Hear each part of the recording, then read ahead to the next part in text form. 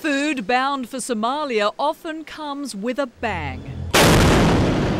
Greek gunships test fire in the Gulf of Aden. They're protecting precious humanitarian cargo in waters plagued by pirates. Aid must pass through these treacherous waters before reaching the Somali capital, where the hungry desperately wait for food. But conflict inside the troubled East African state has made delivering food aid ever more deadly.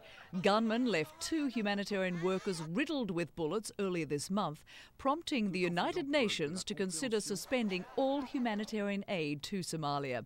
Instead, the UN is asking for help. With the killing of 2 WFP staff within 3 days in January in southern Somalia by gunmen, WFP cannot continue to operate as normal. Therefore, we are going to put out more food to more people in the coming weeks, and at the same time, we're seeking commitments from local communities and armed groups across South Central Somalia to enable us to continue without our staff being targeted. Commitments local authorities may not be able to keep. Civil war and drought have made food both scarce and a source of political power. Nearly half of Somalia's population is in need of humanitarian assistance, the UN says, making food lines like this one common.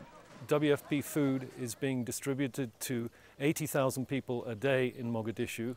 It's prepared meals, so people eat it and then leave the feeding centres. It's in all the districts of Mogadishu, which has been hammered in the last 2 years by a lot of fighting, and more than half the population's fled.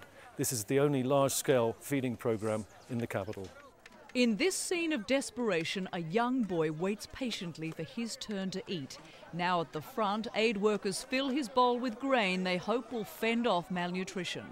1 in 6 Somali children under the age of 5 suffers from it.